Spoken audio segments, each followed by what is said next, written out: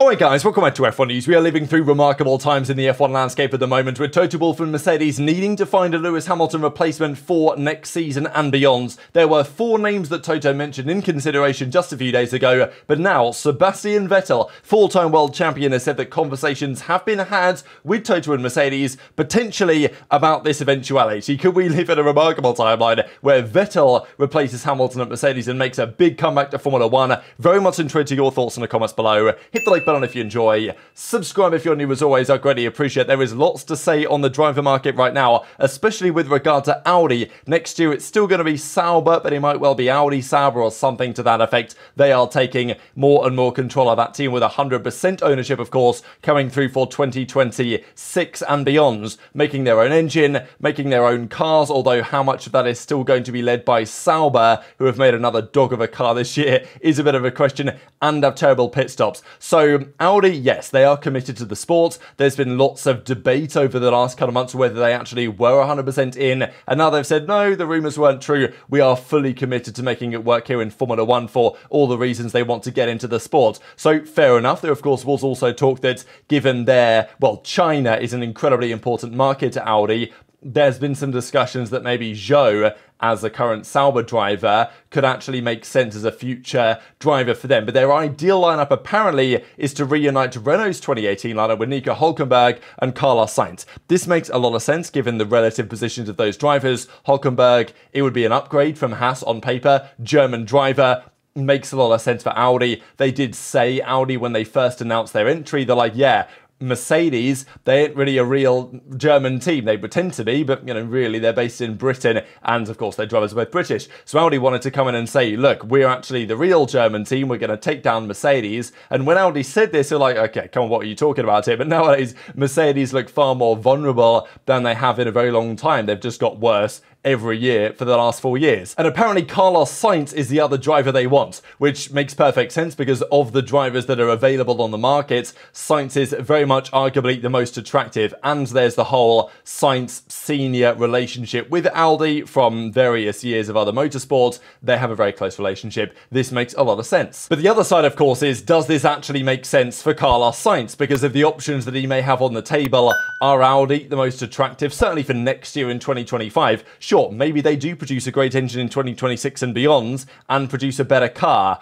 but it doesn't feel like Audi are going to arrive onto the scene and start winning championships and races to me. So Sainz, I imagine, would be looking at the Red Bull seat and quite possibly the Mercedes seat as well, although there are questions as to how attractive that actually is right now. And Sainz's performance in Australia arrived at the perfect moment. All of a sudden, there's lots of talk here from Damon Hill and from others that, yeah, maybe Carlos is the better driver than Leclerc. You guys know my thoughts on this. But it is very interesting looking at the data, because if you look at pole positions over the last several years, in the 2020s, Verstappen at 33, Leclerc at 16, Hamilton at 16, then Bottas, Sainz is here at 5, Perez, Russell, and even, of course, we have a Stroll and a Norris pole, but also Kevin Magnussen, remarkably, as it was back at Brazil 2022 on that Friday. So, Leclerc versus Sainz, 16-5 in terms of poles. Leclerc was on the front row for like 7 races in a row before an underwhelming Australian Grand Prix.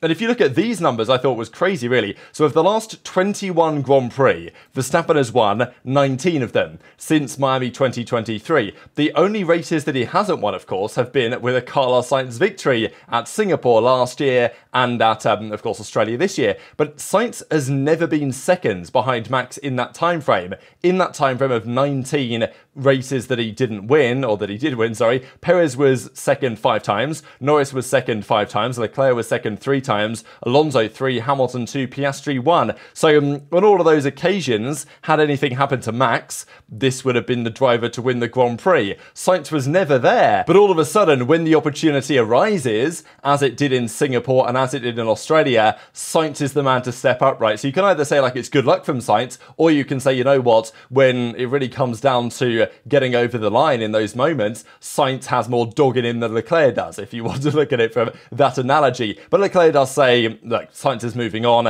and I still think it makes sense what the decision that Ferrari have made, even if you think that Hamilton's past it and Sainz is still a great driver, the potential added benefits for Ferrari of bringing Hamilton on, all the engineers that want to come and work with him, I think it makes sense for them. They are having to pay a lot of money, though, to make that happen, of course. It's going to be an interesting driver lineup, especially if we get Sainz and Verstappen at Red Bull. That would be absolute fireworks, although I don't know how likely that necessarily is to happen. We did speak about Haas a couple of seconds ago. This might be the wildest thing I've seen so far this year. There's been a lot that's happened over the last couple of months, but Haas have confirmed they're not just bringing upgrades, but they're bringing upgrades earlier than scheduled. Can you believe it? What is this simulation we are living through? So this is on Haas Plus or something. You can sign up and get like updates from Haas if you want them, fair enough. But this is an email that Ayuka Matsu, their new team principal, has sent to Haas Plus members. Looking ahead, we know there was a lot of work to be done. They got double points in Australia.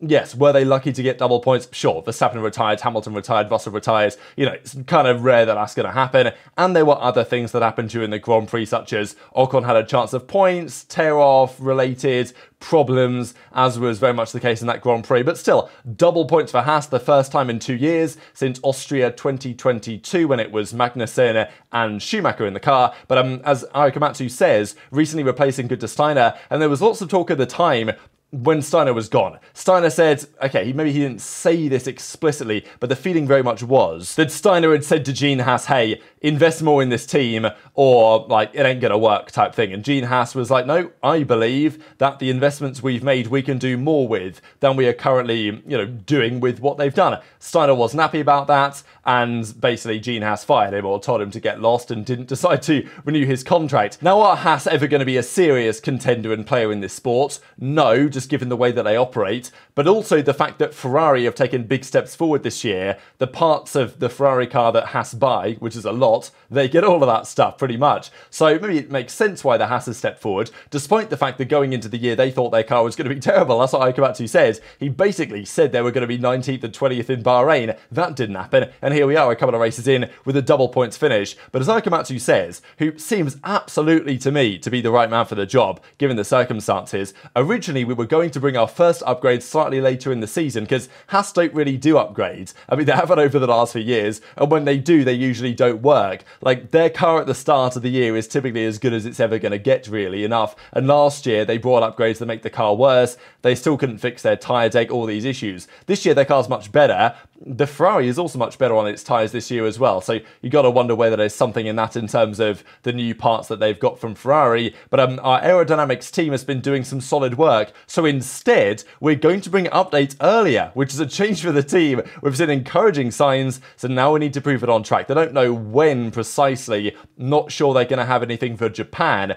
but often it's going to be Imola this season, where teams are going to plan for like major upgrades, which I think is race 7, something like that anyway, around that kind of time of the season, the start of the European leg. So that's a time frame where most teams would aim to bring some big upgrades, because it just makes a lot of sense geographically as well. But also Japan has been a big site, and Ferrari have said that at least part of their major Imola package they're going to bring earlier to Japan. So whether Haas can do something a little bit earlier as well would be very much a change, and they apparently see a clear path to continue improving their car. So they've had a very interesting start to the season. We shall see if that continues, or whether the same old story at Haas rears its ugly head, as it were. We've got to talk about Mercedes. They're in a tricky spot as it stands. We also said the other day that many of their partners are looking to pull out of the team because Hamilton's leaving to Ferrari. The team's falling down the pecking order, not getting as much screen time. So understandably, the partners are going to try and either pay less money for the current partnership they have, or they're going to move to a lower level of partnership,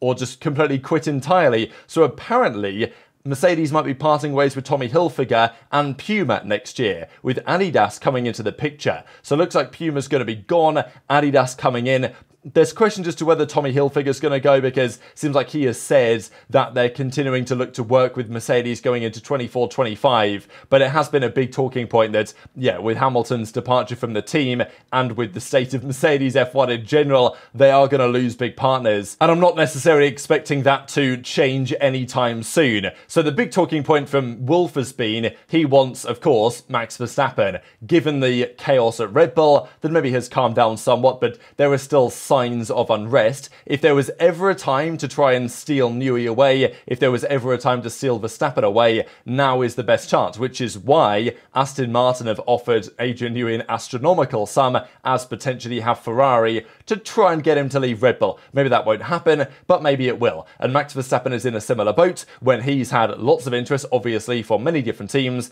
and if they don't believe that Christian Horner staying in the outfit is, what they want, for whatever reason Jos Verstappen might believe this, then, it's quite likely that they would consider an exit if there was a viable alternative out there to Red Bull. As it presently stands, there really isn't, with the way that Mercedes are trending. So then you've got to consider what the alternatives are for Toto Wolff. He has some time to make this decision. We actually believed when Hamilton left that Andrea Kimi Antonelli, Formula 2 driver right now for Mercedes, who is still 17 years of age, had a pretty promising F2 campaign out in Australia. Of course, we know how well Behrman did in the Ferrari the previous weekend. Behrman then went to Australia, had a pretty underwhelming weekend, all things considered, didn't qualify particularly well, didn't race especially well. Kimi Antonelli, I think, was P2 in the feature race on the Sunday morning, but ended up, actually it was basically Saturday night for me, given the time zones when I watched it, he ended up maybe P4 or something. So he had a solid weekend and had a better weekend than Behrman did in the same Prema. So that's really the benchmark.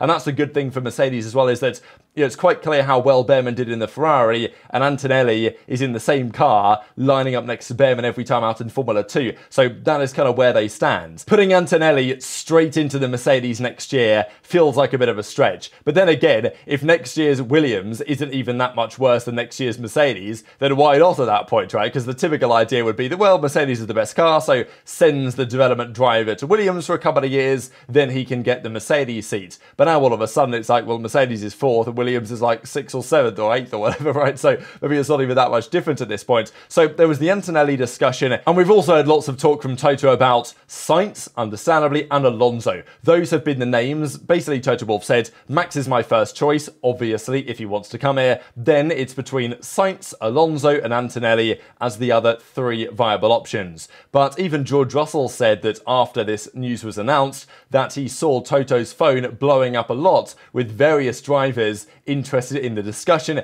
And this is where we get back to this Sebastian Vettel question. It comes around every so often, ever since his retirement at the end of 2022, when he was driving for Aston Martin, as to what was going to come next. And here's Vettel impressing in a Porsche WEC car the other week, a hypercar, where he did a very lengthy test. There's been lots of discussion about Vettel returning to compete in the 24 Hour of Le Mans, but of course, if he's returning to motorsport in some form, not sure why this won't load, but this was an interview with Brundle and Vettel quite a while ago now, back in September 2023, where he was asked the question, you'll come back, won't you? And Seb said, well, I can't say no, because you just don't know. And these guys, these racers, they can't stay away for too long. History tells us this, with many great drivers, such as, another great German driver that many of you may be familiar with, that also won a fair few world championships. So he made the return to Mercedes, let's not forget Michael Schumacher, for his second stint in his career, not especially successful, but of course the pole in Monaco rings a lot of bells. And Vettel couldn't bring himself to deny the possibility of a motorsport return,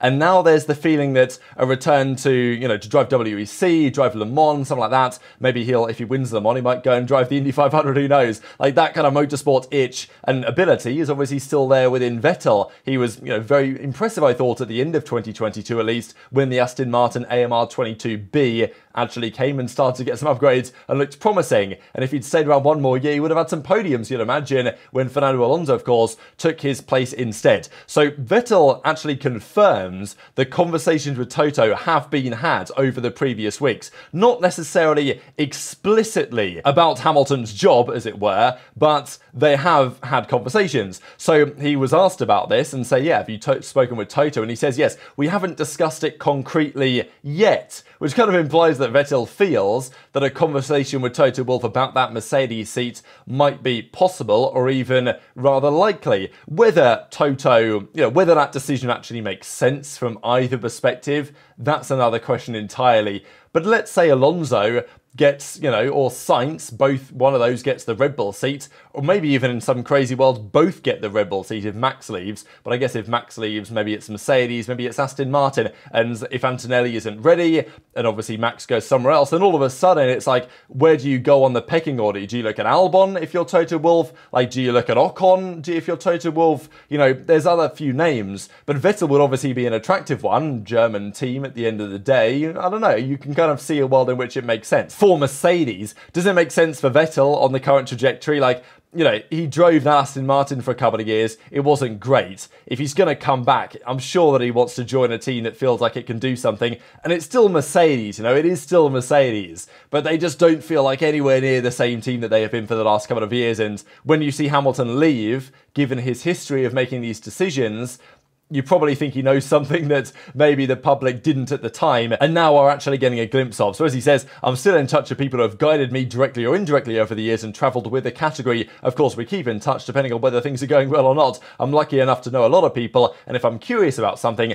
I can ask them directly. He discusses the whole, you know, Vettel Red Bull to Ferrari move and then the Hamilton Ferrari move from Mercedes, and says that, yeah, remarkable, but I'm sure that he's going to go well there. Of course, Vettel has experience, at least winning races at the Scuderia. So he says a couple of other things and then goes on to, well, they discuss at least a potential return to motorsport because he tried out in that Porsche 693 the other day and says that I said at the time that I didn't know what to expect when I retired and that leaving now was the right decision. I don't know if there will be a next step. It doesn't seem that way at the moment. In terms of age, I'm not the youngest anymore, but if you look at others in the field, theoretically I still have a lot of time. So, you know, with Alonso, but of course certainly in WEC, for example. So this isn't the first something that would stop me, but it's not the biggest problem at the moment. So he's entertaining the possibility of a WEC drive, and if a return to motorsport is on the cards, then you can't completely rule out the possibility of a return to Formula 1 as well. To me, this seems very unlikely. I would give it less than a 1% chance that it makes sense for Vettel or for Mercedes. But if some crazy stars were to align where, let's say, Aston get bought out by Aramco and they can give Max and Newey a mega offer to go and drive there, then all of a sudden this opens the door potentially for Alonso and Sainz at Red Bull. Then it's for Mercedes. If Antonelli doesn't do well, then, you know, you go down the list and Vettel might be near the top of that list. Of course, the thing for Sebastian Vettel, as also for other drivers looking at Mercedes right now, certainly Max Verstappen looking at Mercedes right now, I think, well, hang on a second, do you guys have any idea what's going on? Because Hamilton actually confirms, and these whole points of downforce, it's kind of, it's a bit of an arbitrary metric, let's be honest, but Mercedes had to remove 90 points of downforce to control the bouncing, which was obviously a lot of lap time. So this was the point that in 2022 with the W13, they created an incredibly competitive car in the virtual world, but with the realities of the fact that tracks aren't perfectly uniform and linear, they're not perfectly flat, they are somewhat bumpy. It was triggering these phenomena that they could not resolve without drastically raising the ride height of the car and effectively drastically reducing the performance they were able to extract. The remarkable thing in many ways is that the W13 will very much, arguably, go down as the best car that they produced in this generation. So very much intrigued to your thoughts on all this stuff in the comment section below. Just one final interesting stat here from everyone's stats guru that, well, the longest streak that Mercedes have ever had of a points finish in a row is 62. From their double finish outside of the points in the USA 2012 to then Spain 2016, pretty famously, and then Baku 2021 to Australia 2024 was another 62 streak, and they were very close to breaking that 62 points streak record before then an absolute disaster on the last lap for George Russell. So very much intrigued to your thoughts on all this stuff in the comments below. Hit the like button if you enjoyed. Subscribe if you're new. Take care, and I'll see you next time.